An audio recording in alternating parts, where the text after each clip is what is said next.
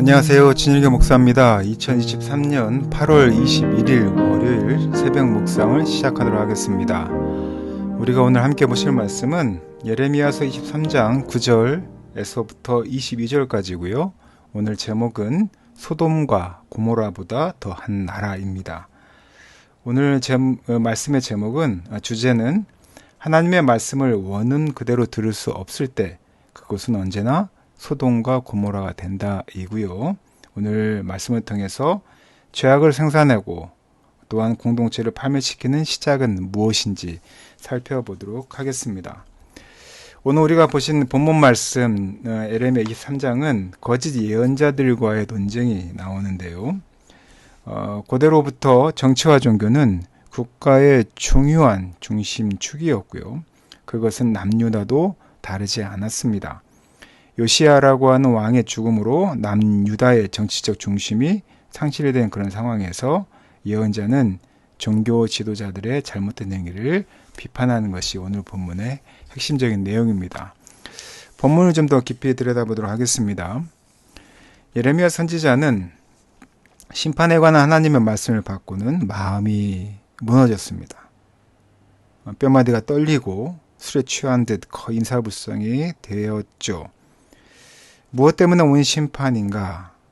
자세히 들여다보면 백성의 행음 때문임을 알 수 있습니다. 그러한 것들은 우상 숭배의 결과죠. 백성 사이에 만연했고 지도자들도 예외는 아니었습니다. 유다 곳곳에 우상이 세워졌고요. 그리고 심지어 여호와의 집 성전에도 우상 숭배를 하는 일이 벌어졌습니다. 누구 때문일까요? 그 역할에서 절대 자유로울 수 없는 가장 큰 책임은 선지자와 제사장이었습니다. 그들은 사악했습니다.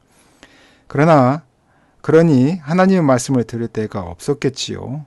땅이 먼저 슬퍼하고 또한 인간에게 이미 등을 돌렸고 이에 머지않아 그 악에 어울리는 재앙이 임할 것임을 그는 알았습니다.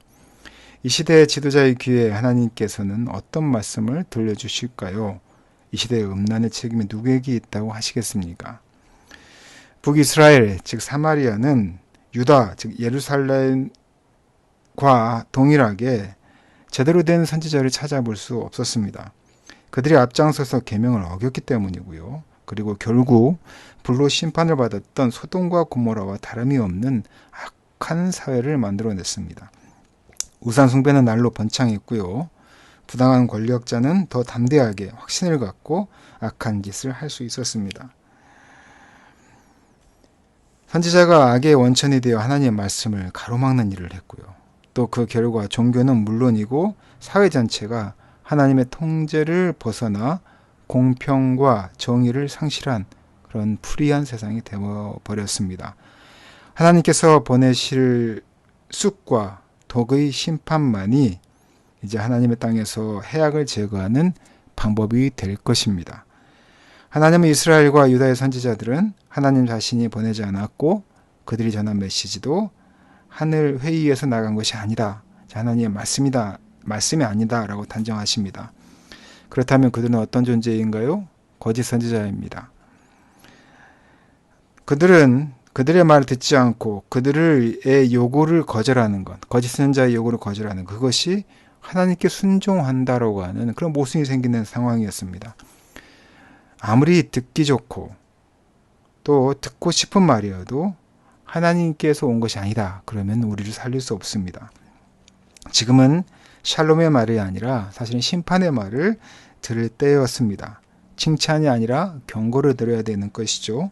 지금은 상을 받을 때가 아니라 회개를 해야 그럴 때가라는 것을 말하는 것입니다.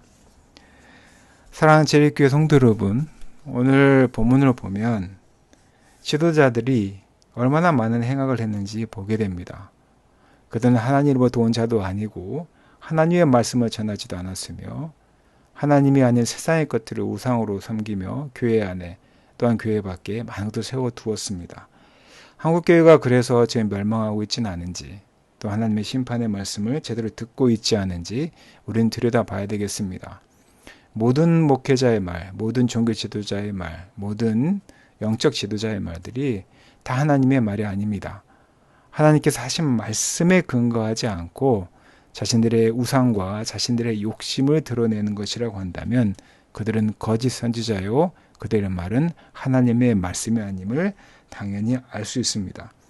자신의 오래된 욕망, 그 욕망을 충실하게 만들어서 소돔과 고모라가 재현되는 그러한 일이 다시는 발생하지 않아야 할 것입니다.